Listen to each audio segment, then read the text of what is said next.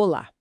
Hoje a gente vai seguir a trajetória de pensamento de um autor bem provocador, John Taylor Gatto, naquele livro Emburrecimento Programado. Sim, o livro forte, né? Gatto foi professor em Nova York, super premiado, mas depois de 30 anos ele chegou a uma conclusão bem radical. Pois é, ele meio que disse que o sistema escolar moderno não estava funcionando para educar de verdade, né? Mas para outra coisa. Exato. A ideia é entender essa crítica dele, sabe? Como ele chegou lá. É quase como contar a história dessa visão que ele desenvolveu sobre a escola obrigatória. Então vamos nessa. A fonte principal são esses trechos do livro, né? Que questionam a base da educação como a gente conhece. Isso. Gatto argumenta, assim, que as escolas foram moldadas mais por necessidades da indústria, sabe? E por um certo controle social do que pelo desenvolvimento das crianças em si. Vamos seguir essa linha que ele apresenta. E interessante que ele conta que a visão dele começou a mudar não lá em Nova York, mas numa cidadezinha, Monongahela.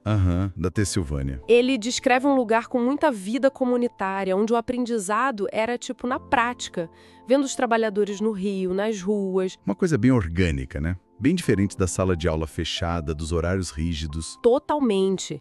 E aí, quando ele foi dar aula em Nova York, ele sentiu esse contraste, né? Exato. Ele via a inteligência, a genialidade ali nas crianças, mas ao mesmo tempo percebia que a estrutura da escola, os sinais, ficar confinado, separado por idade, a vigilância. Tudo isso parecia que impedia o aprendizado de verdade, a autonomia. É o que ele sugere, que o sistema parecia quase desenhado para minar a curiosidade, não para estimular.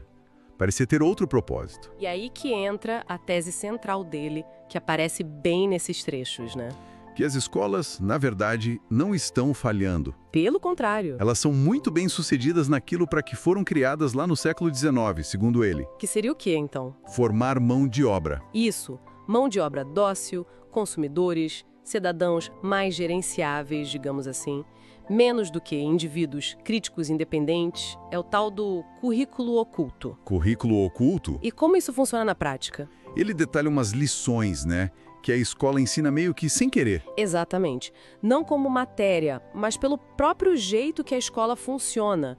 Uma delas, por exemplo, é a confusão. Confusão? Como assim? E ensinar tudo picado, sabe? Fora de contexto, sem ligar uma coisa na outra. Isso mata a busca por sentido, por entender o quadro geral. Você aprende a aceitar que as coisas não precisam fazer sentido juntas. Nossa, faz pensar. E tem mais? Tem. Outra é a posição de classe. A escola, para ele, reforça muito a ideia de que cada um tem seu lugar fixo na sociedade. Baseado em nota, em avaliação. Isso.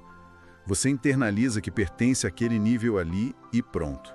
Fica mais difícil se ver capaz de mudar muito de posição. Entendi. E você falou do sinal antes. Isso. Entra aí a indiferença. O sinal toca, você para o que está fazendo, não importa se estava interessante, se estava quase acabando, nada importa o suficiente para ser levado até o fim com calma. Gera uma apatia, né? Tipo, tanto faz. Exatamente. Uma apatia treinada. E tem também a dependência, tanto emocional quanto intelectual. Dependência de quê? Da autoridade? Isso. Aprender a sempre precisar da aprovação do professor, do especialista, para saber se o que você fez está bom, o que você pensa é válido, qual o seu valor. Até para ir ao banheiro, às vezes. Nossa, a autoestima fica na mão dos outros, então. Fica totalmente condicionada ao julgamento externo, né? E por último, ele destaca muito a vigilância constante. A sensação de estar sempre sendo observada. Exato. Isso acaba com a privacidade, com a confiança para ser você mesmo, para errar sem medo. Você aprende que não tem um espaço seguro para ser autêntico. Uau!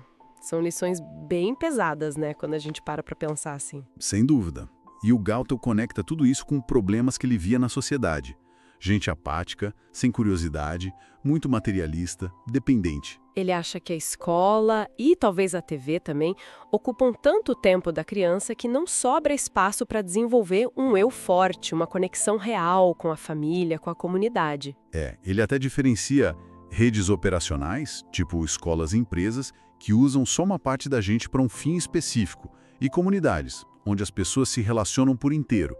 Para ele, as redes acabam sugando a vida das comunidades. Mas ele não fica só na crítica, né? Ele aponta alguma saída. Sim, sim. Ele propõe alternativas. Ele se inspira muito no que ele chama de princípio congregacional, algo que ele viu na história da Nova Inglaterra. A ideia é devolver o poder para a base. Para as famílias, para as comunidades locais. Exatamente, mas escolha mais diversidade. Menos escola formal no modelo único e mais vida real entrando na educação. Tipo, aprendizado mais livre, projetos na comunidade, mentoria. Isso. Aprendizagem autodirigida, serviço comunitário, experiência prática, tempo para ficar sozinho, para pensar. Ele acreditava que coisas básicas como ler e escrever, a gente aprende rápido quando tem motivo real para isso, e não só porque mandaram. Então a proposta final dele é bem radical, né? Quebrar o monopólio do Estado na educação. Basicamente, deixar surgir um mercado de ideias educacionais, onde cada família, cada comunidade, pudesse achar ou criar o que funciona melhor para ela. O foco seria fortalecer a pessoa, a família, a comunidade. E não só servir a um sistema econômico abstrato. Exato. Ele via a educação domiciliar, pequenas escolas alternativas, como exemplos promissores dessa abordagem mais humana e, para ele, mais eficaz. Bom, então resumindo essa jornada pelo pensamento do gato que a gente viu nesses trechos, é um chamado bem forte para a gente repensar o que é educação, né? E para quem ela serve de verdade. É uma acusação séria. A de que o sistema atual pode estar nos emburrecendo de propósito, nos afastando do nosso potencial. Deixando a gente menos humano, talvez, menos capaz? É a tese dele. E a provocação que fica ecoando, né? Super atual ainda hoje. Se a escola que a gente tem foi pensada para outra época, para outros objetivos... O que dizem que precisa de verdade, hoje, para cultivar mentes que são curiosas, pessoas autônomas e comunidades que pulsam com vida? Exato. Que tipo de experiência realmente nutre as novas gerações no mundo em que a gente vive agora? Fica aí a pergunta.